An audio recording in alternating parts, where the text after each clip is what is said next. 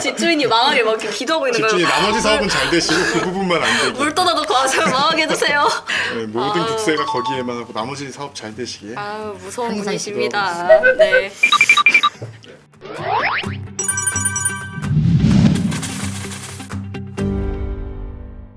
순이 여러분, 안녕하세요. 재밌어서 보다 보면 기회는 순 다시 온다.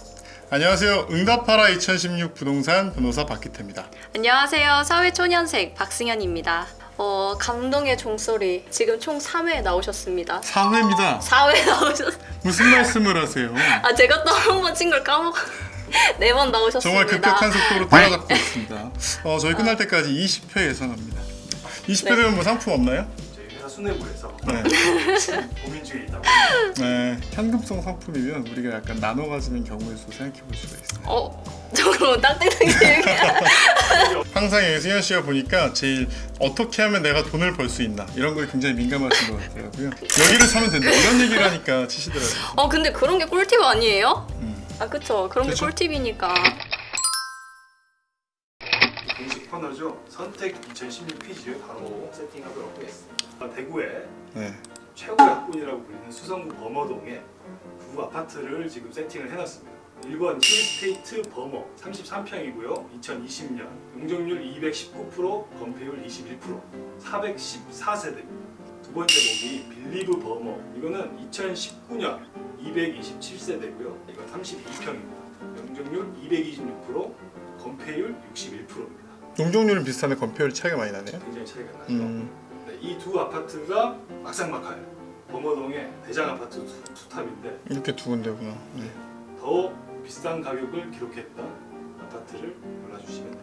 사실 틀려도 괜찮은 게 큰 차이가 없어요. 이거를 끼고 있어야 된다는 얘기잖아요 지금. 근데 제가 생각을 해보니까 계속 끼고 하면 너무 무슨 아파트 홍보하는 거 아니고 저거를 떼고 띠만 작게 해도 되니까 너무 틀리는 거에 부담을 안 느끼셔도 아, 수성대학교라는 대학교가 뒤에 있네요 여기. 이거는 진짜 솔직히 자신 없습니다. 왜냐하면 일단 그냥 지도로만 보잖아요. 그럼 너무 명확해요 사실은. 힐스테이트 범어가 될 수밖에 없어요. 왜냐하면 수성구청역이랑 가깝고 그 다음에 지금 용적률은 비슷한데 건폐율이는 20몇 프로인데 여기는 50몇 프로였잖아요. 네. 무슨 뜻이죠? 높이 쌓았다. 아 그렇지. 높이 쌓았다. 맞췄다. 맞췄어요, 저. 그러면은 일반적으로 사람들은 보통은 그 비슷한 용적률이면 건폐율이 낮은 쪽을 더 선호해요. 좀 시원시원하게 높고 시원시원한 건물을 좋아하지. 그 점까지 고려했을 때는 당연히 여기랑 가깝고 여기는 또 근린생활시설들이 있죠. 근데 이제 다른 요인들을 보면 요 뒤가 보니까 빌리브 범어라는 데 되게 산인 것 같아요. 여기가 아마 되게 공원화돼 있을 것 같아요. 좀 이렇게 그냥 이렇게 지도만 봤을 때는 사실 힐스테이트 범어가 무조건 그렇게 별로 차이가 안 난다고 믿어지지 않을 정도로 여기가 훨씬 좋아 보이는데 여기가 지금 근린생활시설이 아니라 되게 낙후된 주택가일 가능성이 있어서 여기 보시면 지역주택조합 설립준비위원회 이런 게 있죠. 지금 여기가 낙후된 주택가의 성격이 좀 있어 보여요. 여기도 한번 볼까요? 빌리브 범어. 빌리브 범어의 경우가 뭔가 좀 더 아파트촌 가운데 있는 듯한, 그리고 앞에 큰 길이 있고. 이번처럼 아주 고민을 길게 하신 적은 처음인 것 같아요. 진짜 처음 진짜 이번에 어려운 것 같아요. 이제 결정을 네네. 해야 될 시간입니다. 네, 결정을 하겠습니다. 정답은? 진짜 자신 없는데요. 예, 이건 진짜 정말 찍는 건데 빌리브 범어. 빌리브 범어. 승현 씨 표정을 보시고 한 번 더 바꿔 얘기해 드립니다. 정답은? 네. 감을 믿어보세요. 감. 진짜 사실 거예요. 이렇게. 빌리브 범어 가겠습니다. 빌리브 범어. 네. 처음으로 틀렸습니다. 틀려도 사실 너무 당연했던 게 원래는 빌리브 범어가 대장 아파트라고 하다가 이제 바로 몇 개월 뒤에 힐스테이트 범어가 생기면서 힐스테이트 범어 같은 경우는 16억, 그리고 빌리브 범어 같은 경우는 15.4억을 기록했습니다. 추가 퀴즈도 그냥 바로 이어서 하도록 하겠습니다. 네. 오늘 주제가 전세 그리고 금융이니까 전세가를 한번 맞춰보려고 해요. 전세가. 네네. 이거는 전세가가 안 떨어졌더라고요. 올해도 지금 2022년 8월 기준으로 최고가를 갱신을 하고 있는 전세가가 있는데 이거 어떻게 맞춰요? 진짜 어떻게 맞춰요? 뭐 어차피 틀린 거 뭐 그냥 고민 없이 가겠습니다. 네. 12억. 전세가 12억. 12억. 어차피 틀렸다란 표정이네요. 많이 틀렸다. 네, 아쉽게도 틀렸습니다. 네. 네. 빼주시죠. 음. 이게 매매가에 비해서 전세가는 그렇게 많이 오르지 않아요.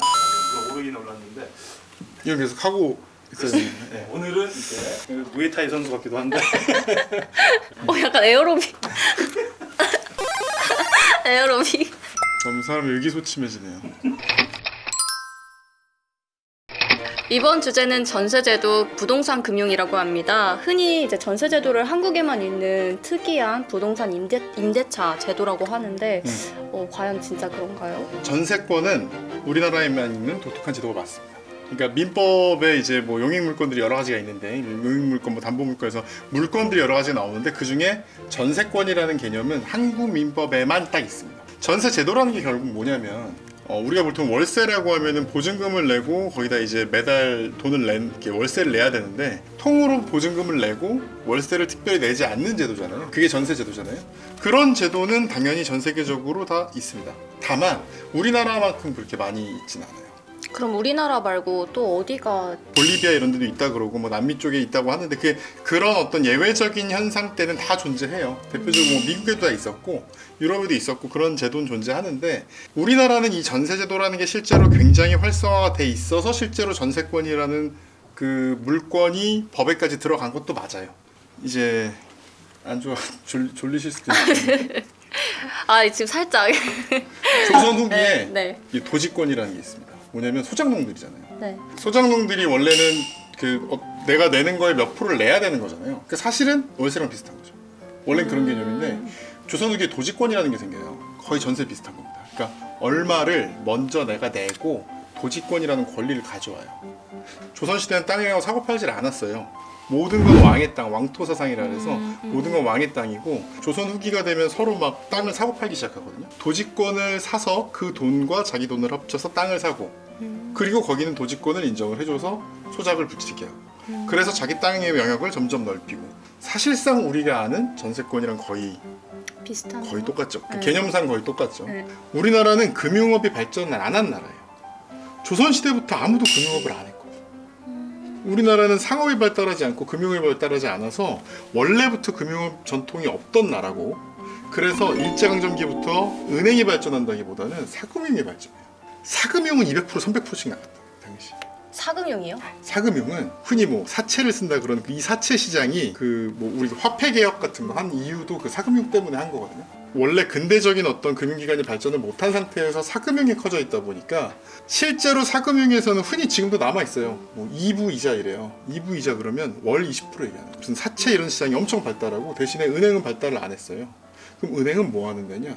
기업에 돈 빌려주는 것이죠. 기업에 돈 빌려 일반인들은 은행에서 빌리기 대단히 힘들었던 거죠. 예전에는 불과 그게 한 80년대만 하더라고요. 우리나라에서 전세가 발전한 이유는 아까 얘기했던 원래 그러니까 역사적 전통도 있지만 금융업이 많이 발달하지 않은 상태에서 사금융이 너무 컸던 그 전통 때문에 사실 사채업자한테 빌리는 것보다는 내 임차인한테 빌리는 게 낫잖아요. 그렇죠. 그래서 이런 개념으로 전세라는 것이 어떻게 보면 주거의 굉장히 중요한 부분이 될 만큼 발전을 했던 거죠. 은행이 집을 담보로 돈을 빌려주느냐, 이제 세입자가 돈을 빌려주느냐가 이제 비슷한 개념이네요. 그렇죠. 이게 네. 실제적으로 지금 우리나라의 가장 큰 부동산 대출 기관은 세입자들인 거죠. 세입자. 따지고 보면 이제 흔히 한창 몇 년 전에 막 그런 말이 많이 나왔잖아요. 갭 투자라 그래서 네. 전세를 받아서 그걸로 집을 자기 돈으로 사고 그 돈으로 이제 이런 식으로 집을 계속 막 10채, 11채를 살 수 있는 거죠. 본인 돈은 몇 억 없는데 갭 투자를 해서 여러 개를 살 수 있는 거죠. 세입자들로부터 돈을 그렇게 받아서 갭 투자를 하고 또 무슨 어떤 문제가 생기면 세입자들이 그 피해를 고스란히 받게 되니까 전세가가 매매가 대비 얼마냐가 되게 중요한 이유가 지금 전세를 들어간 사람이 예를 들어서 뭐 집주인이 전세보증금을 돌려줄 수 없는 상황이 될 수 있죠. 이런 경우는 경매에 들어갈 수 있거든요. 경매에 들어가서 우선 변제권을 사용할 수가 있어요. 무슨 말이냐? 아까 16억짜리 아파트였는데 뭐 9억이라고 하죠. 9억이 전세라면 이 16억짜리 아파트를 경매를 할 거 아니에요. 그러니까 16억짜리 아파트를 내가 16억에 낙찰 받았다. 네. 그럼 내 돈은 7억만 들어가면 되는 거죠. 9억은 이미 거기 들어간 돈으로 보는 거예요. 네. 그런 식으로 이제 전세 임차인들이 경매에 참여하거든요. 이게 딴 사람이 낙찰 받으면 그 낙찰 받으면서 누가 16억을 내릴 거 아니에요. 그 낙찰 받은 데서 내 전세 보증금 9억을 받을 수도 있죠. 그 권리를 행사할 수가 있어요? 행사할 수 있죠. 당연히. 근데 이제 보통은 못 돌려줄 정도 되면 그 집에 뭐가 많아요. 잡힌 게? 잡힌 게 많아요. 그러니까 근저당도 있고 근저당보다 제일 무서운 게 국세체납. 국세체납은 무조건 우선이에요. 이거 근저당 같은 경우는 등기부에 나오잖아요. 근데 국세체납은 등기부에 안 나오잖아요. 안 나오는데 이 사람이 세금을 몇 억씩 연체한 사람들이 많습니다. 경매를 누가 받아가서 이 돈을 내가 돈을 받는다고 하잖아요. 난 9억 받아야 되잖아. 근데 국세가 10억이야. 그러면 7억밖에 못 받아. 2억 날려. 전세 너무 무서운데요? 그렇죠. 그래서 이제 보증보험 제도가 있어요. 일정 한도까지는 그 금액을 보전을 받을 수가 있는 거죠. 그 보험으로. 그래서 전세가를 보통 뭘 보냐면 매매가 대비 전세가가 80%가 넘어서면 완전 위험하다고 그래요.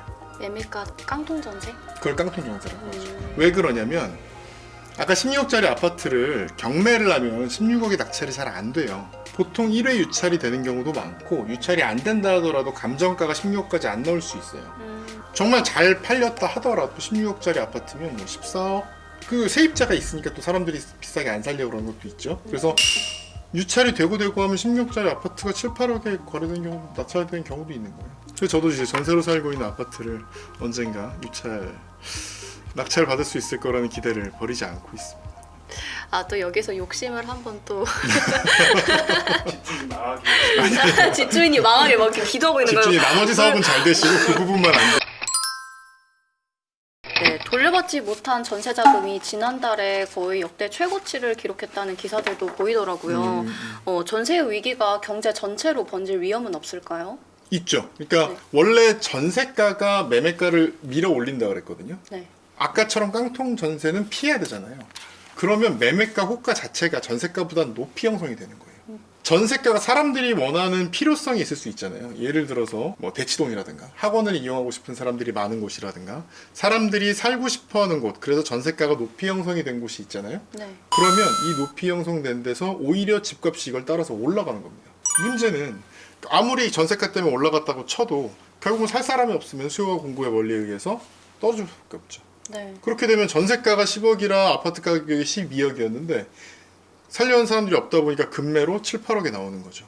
요즘에 그런 일들이 좀 발생하고 있는 거고요. 그러면 전세금 중에 2억을 못 받아버리는 거예요. 심지어 본인이 낙찰을 받아도 자기가 10억으로 그거를 이제 채권으로 해서 경매를 낙찰을 받아도 2억 손해인 거죠. 이거 되게 문제네요. 엄청 큰 문제죠. 그러니까 보증보험만 갖고는 사실 뭐 100% 이게 안 돼요. 왜냐면 뭐 보험이라는 건 사실 아무리 뭐 국가적으로 한다고 해도 일종의 장사기 때문에 네. 동시다발적으로 막 집값이 전체적으로 떨어져 버리면 보험 금융이 이제 커버를 못하는 부분도 당연히 많이 생길 수밖에 없는 거고 또 이런 걸 이용한 사기도 많아요. 전세 사기? 흔히 요즘 많이 나왔던 게 네. 이제 빌라 사기 같은 경우인데 네. 아파트는 전세 사기가 상대적으로 적습니다. 왜냐하면 시세가 정확해요. 400세대 이렇기 때문에 대충 시세를 알 수가 있어요. 근데 특히 제일 위험한 게 신축 빌라. 신축 빌라에 이게 시장가가 얼마인지는 아무도 몰라요. 근데 이렇게 하는 거예요. 분양가가 2억이다 이런 거예요. 분양가가 2억이다. 그러면 사람들이 어떻게 생각하냐면 시세는 무조건 2억이 넘겠지. 라고 생각해요. 네. 아닐 수도 있는 거죠. 여기에 이제 뭐 다양한 또 사기 방법이 있어요. 뭐 명의를 막 뭐 등기부상 뭐 그 잔금 받기 1시간 전에 명의를 막 바꿔놓고 등기 넣고 뭐 여러 가지 방법들이 있는데 흔히 제일 많이 빠질 수 있는 문제가 지금 이거. 정확한 시세가 판단이 안 되기 때문에 전세가가 몇 %인지 알 수 없다는 점. 이 점에서 빌라 전세가 좀 위험한 부분들이 분명히 있습니다. 특히 신축 빌라. 그래서인지 이제 전세 시대가 가고 이제 월세화가 된다라는 말들도 있어요. 선진국처럼. 변호사님은 어떻게 보시나요? 그렇게 될 가능성이 높죠. 우리나라 전세가 안 없어진 큰 이유가 우리나라 부동산 값은 금리와 연동이 좀 돼요. 부동산 가격이 떨어졌던 시점에도 오히려 안 없었던 거죠. 금리가 낮을 땐 부동산이 계속 오르니까. 그러니까 이 두 가지 때문에 지금까지 전세제도가 안 없어졌던 건데 전세제도는 없어질 수밖에 없습니다. 제일 중요한 이유는 전세가 일단 너무 비싸요. 전세가 비싼데 전세가 이렇게 비싼 게 가능한 이유는 뭐냐? 전세자금 대출이 나온 거예요. 정치권에서 전세를 사는 사람들 세입자들이 어떤 주거 보장을 위해서 집값은 LTV를 낮게 주더라도 전세자금 대출은 높게 내줬어요. 박근혜 대통령 때부터 그렇게 했는데 그게 결과적으로 집값을 밀어 올려서 집값 상승을 견인했던 측면이 크죠. 그런데 전세자금 지출이 지금 점점 끊기고 있습니다. 전세 때문에 문제가 된다는 건 전세제도의 제일 큰 문제는 아까 말씀드렸듯이 전세금을 못 돌려받을 수 있는 상황. 이런 상황들이 터지다 보면 전세제도는 점점 없어질 겁니다. 문제는 이겁니다. 전세제도 아까 제가 갭 투자하는 얘기만 했잖아요. 네. 그래서 되게 나쁜 것처럼 막 너무 막 이렇게 악덕 집주인들이 막 집을 열채 늘리기 위한 것처럼 보였지만 반대로 놓고 보면 집 한 채를 사고 싶은 사람한테는 또 좋은 기회였던 거예요. 당장 지금 승현 씨가 1억으로 집을 살려면 전세제도가 없는 상황에서는 1억으로 집을 못 사는 거예요. 갭 투자를 할 수 있다는 게 좀 투기에도 이용이 됐지만 어떻게 보면 내 집 마련의 꿈에도 굉장히 괜찮은 수단일 수 있었다는 거죠. 전세제도가 없어지면 계급 이동의 사다리라든가 우리가 부동산을 구매할 가능성은 사실 점점 낮아질 거예요. 우리 지금 사실 월세가 되게 싸요. 우리나라 월세가 되게 싼 이유가 전세제도 때문이에요. 우리나라 월세 되게 싼 거 뭐 보시면 느끼냐면 도쿄나 뉴욕이나 이런 데 월세 보면 깜짝 놀랍니다. 저 한국 사람이어서 좀 다행인 것 같아요. 그게 전세제도가 없어지면 네. 아마 월세도 그렇게 될 겁니다.